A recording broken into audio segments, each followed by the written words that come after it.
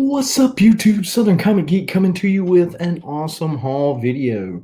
Not only a mail call and some hauls, being at the right place at the right time, but some awesome AOKs from fellow community members Daymares and Thomas Zarobinski, which I'm always going to butcher his last name, but two awesome people whose links I will leave in the description of this video. So much stuff, so much goodies, so many goodies. So that you don't forget, go ahead and smash that like button while the intro rolls, and we'll find out what we got.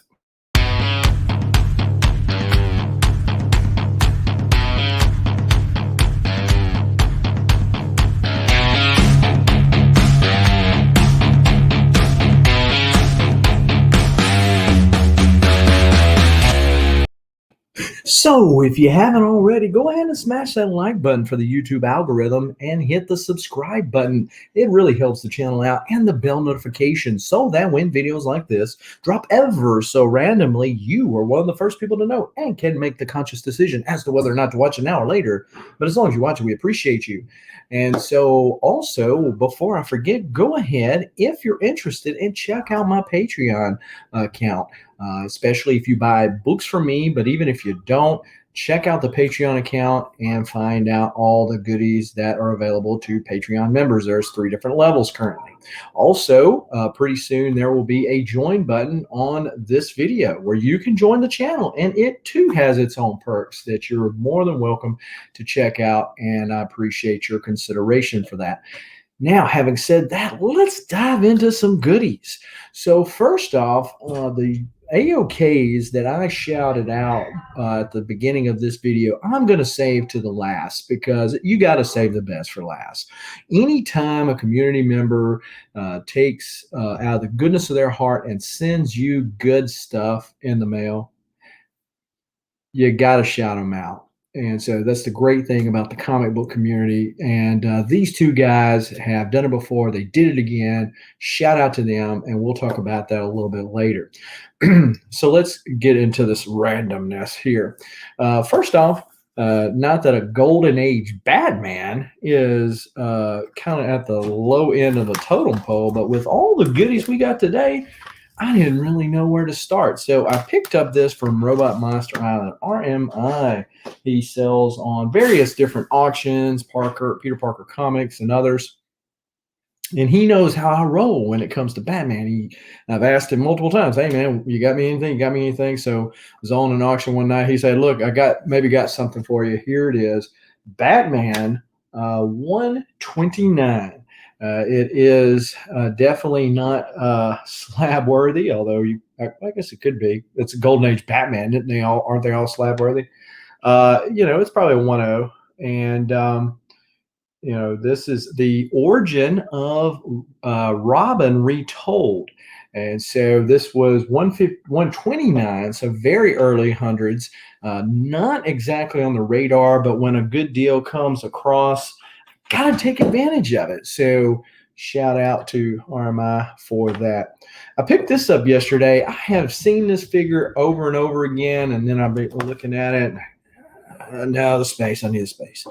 And finally just had to pull the trigger yesterday and picked up this Batman Earth 1. This is the Batman Doomsday.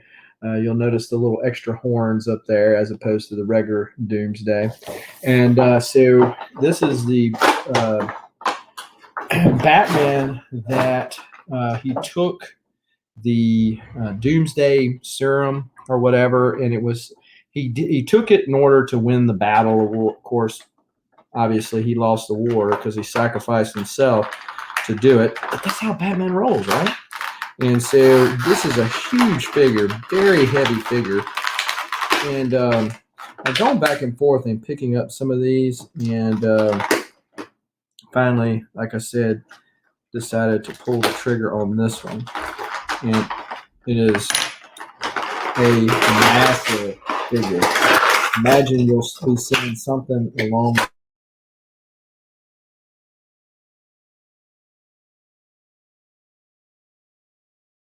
me do.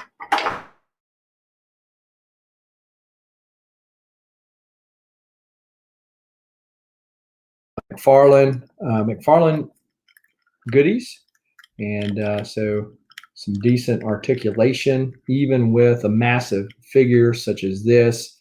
And you can tell where the bat suit used to be, kind of got a Hulk vibe to it, but still Doomsday with the protruding bones and the like. So pretty cool, pretty cool, pretty cool. See that? Yeah, the jaw. Rah, rah, rah. So that's pretty dope. I'm getting some of these bigger, massive figures. I've been looking at a World War Hulk and Red Hulk and the Pit figure from back in the day, which is really interesting. Very expensive too. That Toy Biz put out. So Toy Biz had a build a Pit figure, similar to the way they did before Marvel Legends took over. For the Marvel side, they had it for the Image side, and they had several of the Image heroes, and it built a Pit, and one of them came with the Timmy. So for those of you who are not familiar with the story of Pit, go check it out. It's not very many issues. I'm trying to find all of them myself, particularly the newsstands. And so if you got a lead on those, let me know in the comments down below or hit me up on IG.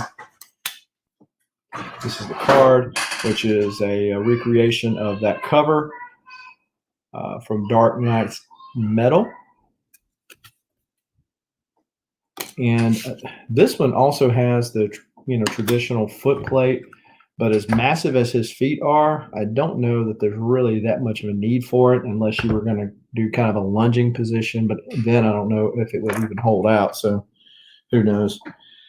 So shows you how good things come around to you when you do good stuff. And so I had some extra comics that I bought in a collection. They had not sold in quite some time. I was needing to make some space for the comics that I expect to bring back from the Huntsville Comic Expo coming up at the end of this week.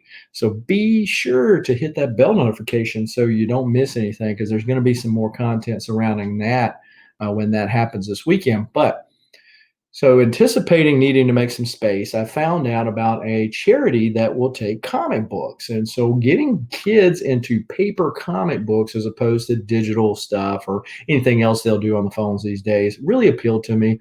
So it was kind of a twofer, and I drove an hour and a half to drop these comics off, only to find out that I could have dropped them off 10 minutes from my house. So okay, that kind of sucked. Well, it kind of worked out because it still made me go even further, an hour out of my way to kind of make a big loop so that my wife wouldn't have to do something for me down in Louisiana. So the second good deed. So I show up at this comic shop, Showcase Comics, there in Slidell, Louisiana, and I showed up there and didn't really pick up anything. Picked up a few of these. Immortal Hulk of 39. Nice little Alex Ross cover. Him fighting with Gladiator Hulk and some of the other variations of Hulk. So that's pretty dope. Then we got Immortal Hulk 40. Then we got 41, him and Ben Grimm. And this lady here telling Hulk a thing or two, it looks like.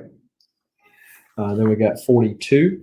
So these were some of the ones I was missing where I went back and picked up some. And these are some of the ones that I was missing in between that run. So those were pretty cool. And I picked up this, but I'll probably go ahead and read it. The Invincible #1. I'll probably go ahead and read it, but I'm going more so than anything. I saw where this is kind of picking up some steam with the Amazon show coming out. So pick that up. I'll probably sell it.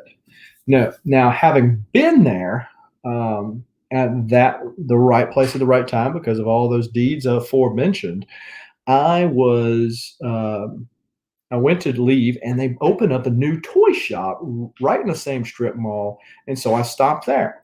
And so while I'm stopping there and just like a kid in a candy shop or a kid in a toy store, right, looking at all the goodies, bringing back all that nostalgia and tickling that dopamine kick I was looking for, some people walk in, and the toy store says they have comics, but as you can imagine, they're more of a toy store with a few comics. So they're not really a comic shop. Nothing really tickled my fancy when it came to their comic books. So I ended up picking up another one of these because I want to have two to go with the Batman and Laughs, kind of like this scene right here. So I was in there and I ended up picking up this in that shop, but I'm saving these for when I get all of the Merciless figures. I got another one that I needed from Amazon today, so I need two more left to do that. But I digress. So while I was in there, some people walked in, and you can tell that they were really just fishing for a couple of bucks. They had a stack of comics. As a matter of fact, these are the comics right here. And in old boards and bags, and just really looked more like Two Brother Comics recent mystery box that they got. So shout out to Two Brothers Comics, not to rub salt in the wound or anything, but if you haven't checked out that video that they dropped about the $100 mystery box with the bugs and the bags, go check that out on their channel. So they asked, and the guy said, look, we have a few comics, but really you're going to want to go talk to the comic store. So they left. I was like, well, now that he's told them that, I don't want to say, hey, I buy comics, to show me what you got. Well, I go to pay for the thing and realize I had left my card in the card reader at the comic store. So I run down there to pick it up, walked out. They were walking out, looked, they still had the comics. I said, excuse me, do you want to sell those comics? And they said, well, really, I do. So we'll, and we talked back and forth. And in negotiating with that, you don't never know what people are wanting for their comics. And so I always found it best to say, what are you wanting? To have that as the starting point. We might or might not agree, but maybe we can cut down all this back and forth, because if they tell me they were wanting $3,000 for it, okay, sorry I wasted your time, don't waste mine. But the comic shop had offered them $20. I said, well, let me take a look at what you got. So I'm going to let you tell me in the comments down below, did I get a good deal on these comics? Because I told them I would pay them $30. So for $30, I got these comics right here. So you tell me in the comments down below if I got a good deal. First up, ASM 105. So the Spider Slayer, I don't know if there's anything big about this particular book. It is an early ASM, 20-cent goodness. It looks like whoever had them, you put tacks in there and like hung them on their wall like that. And maybe there was a little sun damage as a result of that. But overall, just look like to be older comic books, look like they've actually been, and in nasty boards and bags, look like they've been cared for pretty well. So ASM 105. What about Captain America and Falcon? 20-cent goodness, issue 153. Don't know if there's anything big about this particular book. I haven't looked it up yet. But in looking at these comics, there's no dirt on there. They're complete. Covers attached. Matter of fact, this one right here has a date stamp on the inside. Usually the date stamps are on the outside, so that's interesting. But yeah, good page quality. So that's the two so far. Then we got some 90s goodies. We got Super Pro #1. Had to throw Spiderman in there, right? Try to get the Super Pro brand to take off. It never did.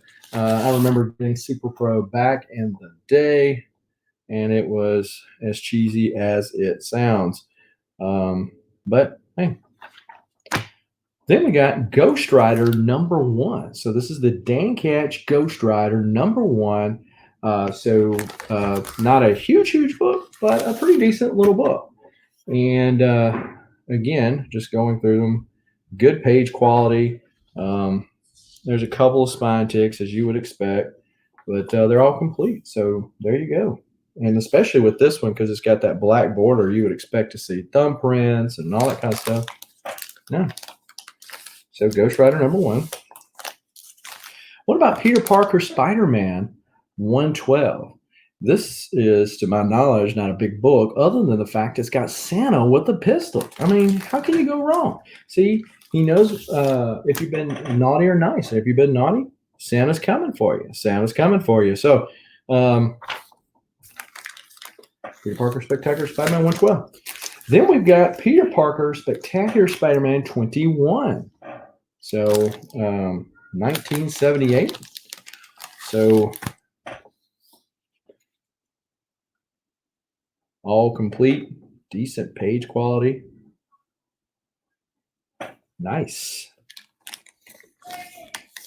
Then we got Incredible Hulk 255. Now, if I was collecting Incredible Hulk, Mark from Legion of Comics, shout out to Legion of Comics. If you haven't already subbed him up, go check out Legion of Comics. He's putting out content left and right, and check him out. But Hulk 255, battling Thor, which Hulk is subject to do.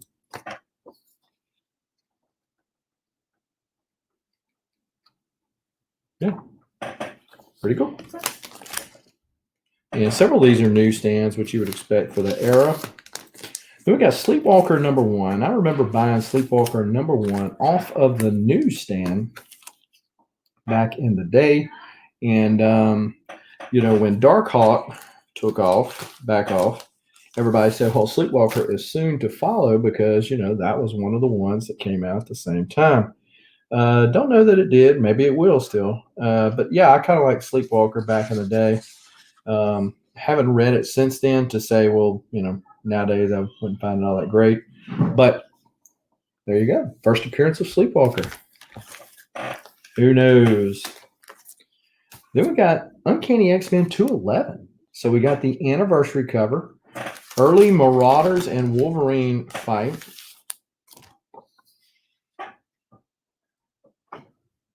All in good shape.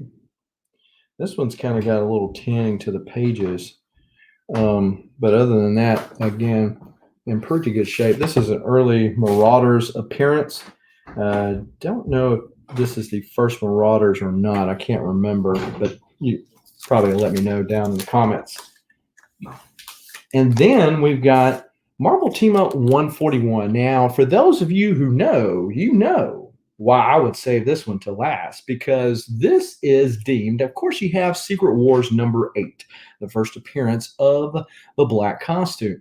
But outside of that, these Marvel Team Up 141 and Amazing Spider-Man 252, I believe, are considered the first appearances in continuity of the black costume. So he comes back from Secret Wars. These books are simultaneously released same week.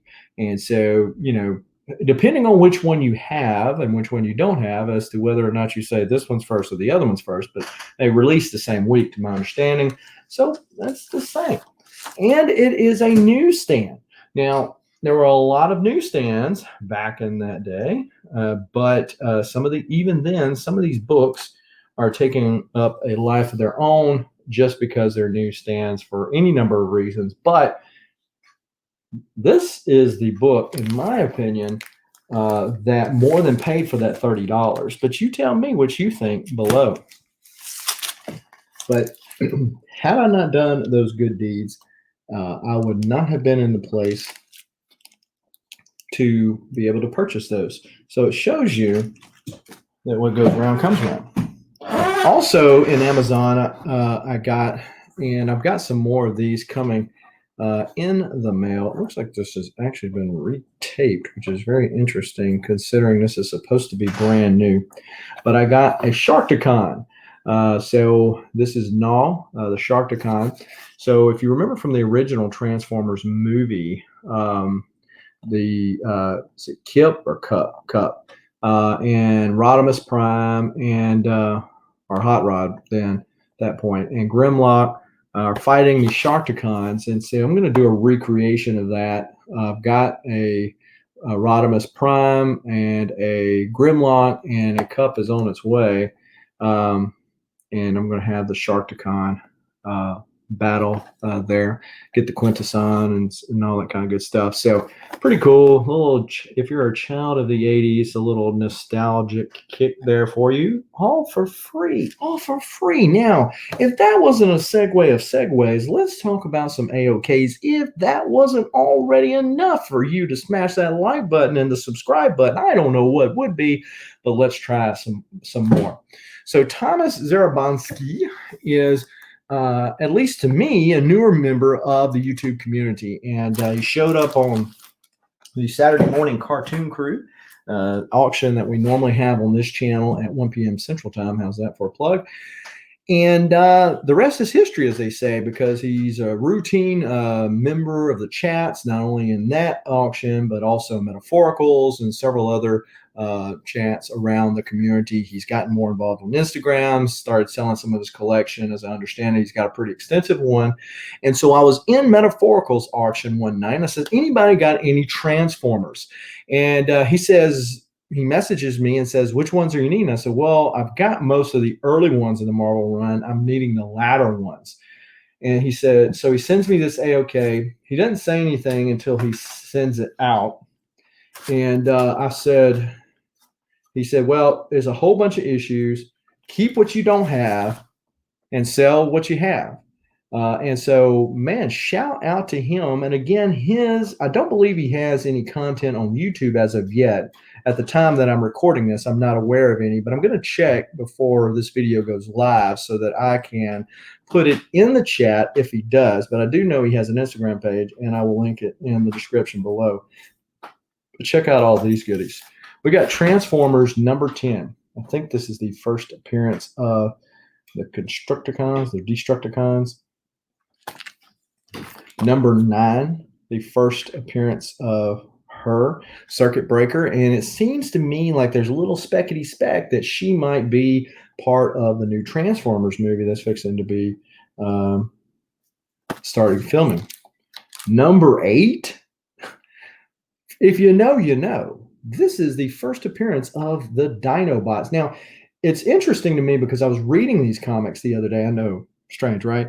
But I read them. And so I was reading these comics the other day, and the Dinobots actually appear on the computers before this issue. But this is their first official appearance, I guess. Number 7, number 6. And these have a slight spine roll. If I was so inclined to do so, you could get this pressed out, but they've been sitting up, without a board somewhere for a while, and it develops that spine roll sitting on the stack like this, probably.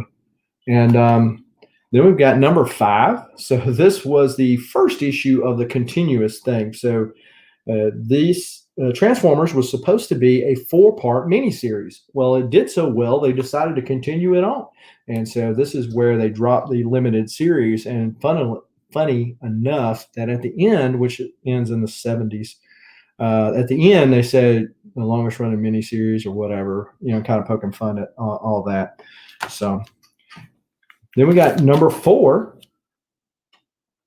This is the first Mark Texeira art right there, better known, at least to me, for his Ghost Rider art back in the 90s. Some Wolverine. He did a run on Wolverine, the first miniseries.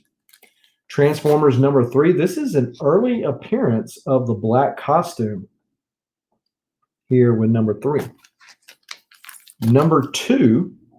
Now, this right here, number 2, is a book that I'm actually getting signed. I already have a copy of this, but I'm getting it signed by Jim Shooter and Michael Golden. Michael Golden did this cover. Michael Golden, known for the Avengers Annual 10 art, Micronauts, and many other things, but I mean, those come to mind. And so, man, this thing has a page roll on it, but man, those pages are white as snow, like they just came off the press. And usually you have like smears. Man, this is clean. Other than that spine roll and those ticks on the side, which you can get rid of the spine roll, like I said. So this is a first print. So there's several printings of these first issues. I think the ones that are newsstand are the ones that are first print. And you guessed it, number one. Number one? Wow, Thomas, man, you outdid yourself, dude. Throwing a Transformers number one. I know they're not 98 candidates, but dadgum, son, you showing off, man. You're showing off. Also, and this is the first print. Wow. Also, the Patreon account that I mentioned earlier, Thomas, is actually my first Patreon. So shout out to Thomas, who is a Silver Age Patreon member. So one of the perks of certain levels, I'm not sure if it's all of them, but you get shout outs and all that kind of good stuff. So Transformers number 11, I think that's the first Jetfire right there. Number 12. Seems like this is a first appearance too. Transformers is like G.I. Joe. In those early issues, there were so many first appearances. Megatron loses his memory on that one. So Transformers number 14. Number 15. Number 17. 18. 19.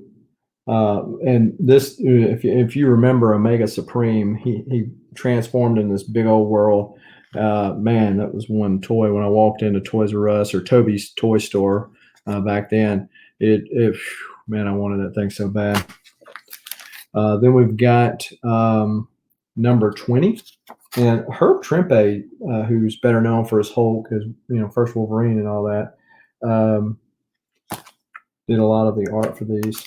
So again, kind of segues. Transformers the movie, issue 2. So this is the thing I was talking about earlier with the Sharkticons Cup and Grimlock, and at that time Hot Rod. And so it's going to be pretty cool. And I didn't realize they were this small. I guess it makes sense. They need to be smaller than Grimlock, but I might end up getting some more just to kind of make it full effect. And talking about Omega Supreme, the Unicron thing that they have now is so dope. But it's like I would not even know where to begin trying to figure out a place to put it. Transformers the movie, issue 3. You got the touch. You got the power. Then we got Transformers Universe number 2. And for those of you who don't know, prior to the internet, prior to Google being able to tell us everything, this is how you had to find out information about characters. Marvel had these in various addendums, and nothing's changed with the Transformers one. So it tells the first appearance, something about them, abilities, weaknesses, some of their transforming, what do they look like, and of course, it's a wraparound cover there with Megatron and Optimus going at it as always. So these are definitely dope. And then we got Transformers Universe number 3 with the Dinobots. Back in the 70s and 80s, it was all the rage with dinosaurs. And so Transformers really tapped into that with the Dinobots, with Sludge and Grimlock. So definitely some of my more favorite. Obviously, everybody's favorite is Optimus Prime. But outside of that, I would say the Dinobots probably have a special place in most people's hearts if you were a child of that era. And then last but not least, Transformers 78. So this is like, I think, 4 issues from the end. So past and future collide as Galvatron battles Megatron, strangely enough, since they were the same person. But yeah, I mean, that this was one I did not have too. And it is a newsstand. So this is a early 90s newsstand. So they start to get a little more scarce at that point. And these were low print runs at that point as well. So shout out to Thomas for being a Patreon member and just an awesome guy in general. Check him out. again, I will check before this video goes live as to if he has YouTube content or not, or YouTube channel that you can subscribe and hit that bell notification for, like you do this channel, right? Right? So that you don't miss it when he starts putting that up. But if nothing else, you can contact him on Instagram. I know he also sells on eBay, or has been selling on eBay, so might find some deals for you there.